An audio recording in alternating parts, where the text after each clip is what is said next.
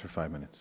Thank you, Mr. Chairman. I appreciate it. I know we're talking about state exchanges today, but about this time 2 years ago, we were arguing whether the federal system was ready to be unrolled with its plan and so forth. And I noted with some interest, Mr. Kissel, in your written testimony, I quote, "I'm pleased to say that as of June 2015, according to Turning Point, our independent validation and verification contractor, we were the only state-based exchange to have successfully passed its IT blueprint testing scenarios, providing third-party validation that we have a working IT system."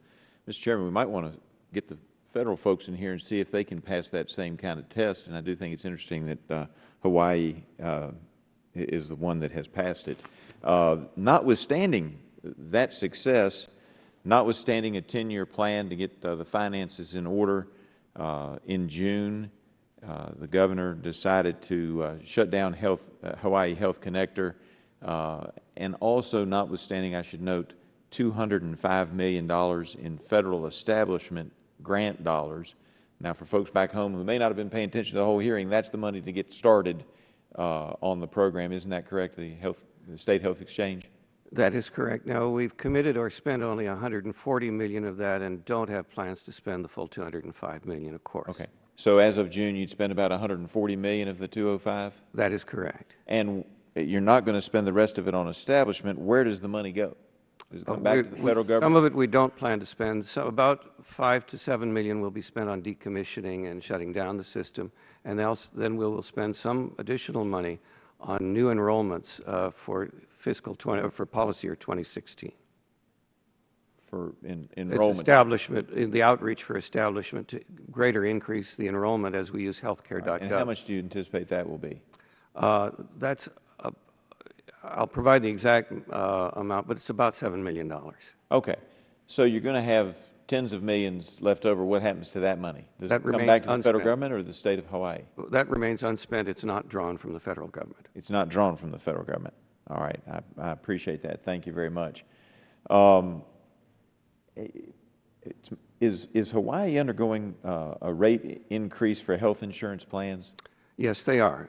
The two main providers, the Blue Cross Blue Shield provider has announced a rate increase for qualified health plans of about 46%. Wow. And Kaiser has announced an 8% increase. So one's got a 40%, one's got an 8%. Which one's dominant in the market? Or are they about Blue equal? Cross Blue Shield has about an 85% market share. And do they cover the entire state? Yes. Does Kaiser cover the entire state? Virtually the entire state. Some of the rural areas, they don't. And do you have any other players in your marketplace? Because we've heard previous testimony that except for some rural areas, and I guess Hawaii would qualify as a rural area for most of it, there just aren't that many players. That's correct. Now, the Medicare Advantage people are all there, but for the normal health plan for the average working person, it's those two players. Do you know of any states that are having a higher than, or have people higher than a 46% increase? I do not, but the reason for this is we have a really well-balanced insurance community, and it's been 50 years in the making.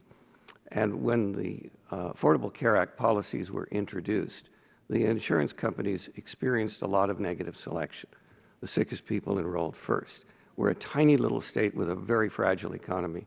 Many of our businesses, and we don't have national players in Hawaii, need that extra protection to provide the safety net that we have against SARS outbreaks and other, the swine flu and other kinds of things that are devastating to a small economy like ours. I appreciate that. I noticed in the testimony, I believe, Mr. Wadley, that you had indicated that the rates for our most affordable plans have remained flat, and that raises a question in my mind as a former practicing attorney. If your most affordable plans have remained flat and you don't tell me about the others, does that mean everybody else is getting a big increase? So all of our plans, both on and off the exchange, have to have the same rates. So the benefit the state-based marketplace has created has forced the off-exchange plans to fall in line and have to be more competitive as well. Okay. So your affordable plans have remained flat, but you have some other plans that have not? remain flat? Is that what I'm reading? Because that's the way I read that. Sure, sure. There are always going to be plans when you get into the platinum group that are much richer. And I see that, and I apologize because I see that my time is up, but I will note that you're not claiming that the plans went down $2,500 from what people were paying before. I yield back.